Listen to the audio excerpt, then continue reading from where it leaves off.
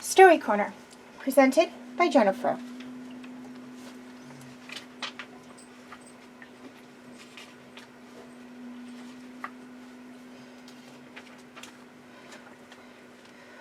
Who stole the gravy boat? Tracy stole the gravy boat. As Sadie's messiest child, it was strange when Sadie entered her room and found her bed made. But in actuality, she had made the bed to keep her mother from making it and discovering the gravy boat she had hidden inside the pillow. She intended to slip it into her suitcase just before she left. Okay, for those of you who deduced correctly, very good job. For those of you who were just a little bit off the mark, you have another chance coming up in our next mystery, and the first of our Christmas mysteries, Winter All Over the World.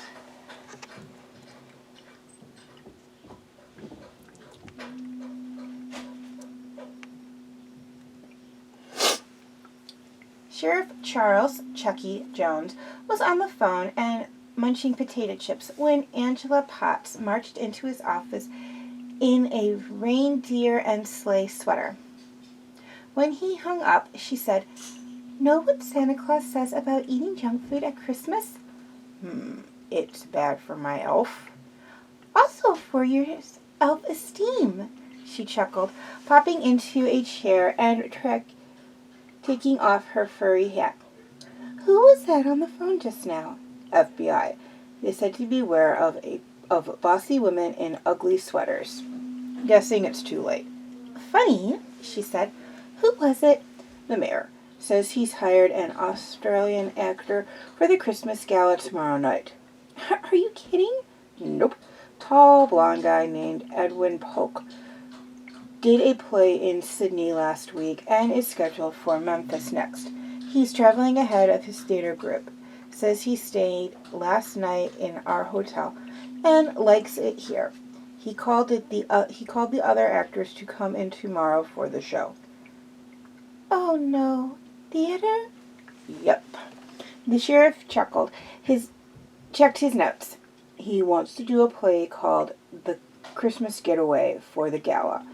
It's based on the 1942 movie Holiday Inn, about a Christmas resort. Polk will have the big Bing Crosby role. His wife will play the part of Deb Reynolds, and another actor will do Fred Astaire. He looked up. The one he did last week was a Shakespeare play.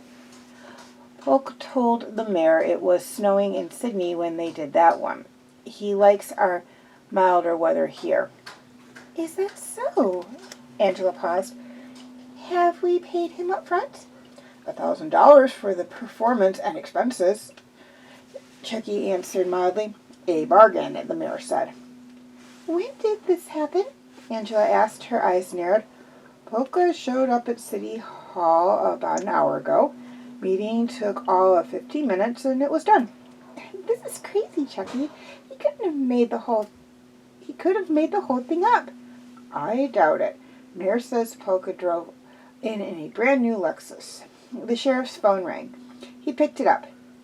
Hey, LaToya, what's up? Angela tuned him out and made 2 calls.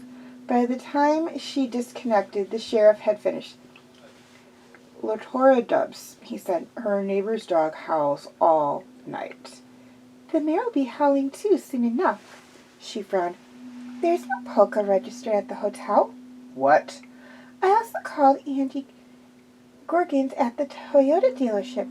He verified that a tall, blonde guy took one of his Lexuses for a test drive this morning for about 20 minutes. When the customer returned the car, he left walking. The sheriff frowned.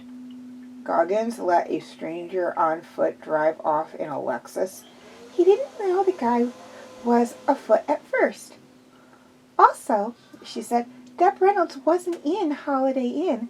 That was Marjorie Reynolds. Deb Reynolds was 10 years old in 1942.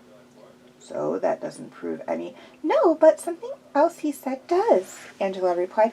Send the deputy Perwitt to the bus station. I'll bet Edwin Polkin's right there, money in hand, ready to run. Sheriff Jones did, and Polk was.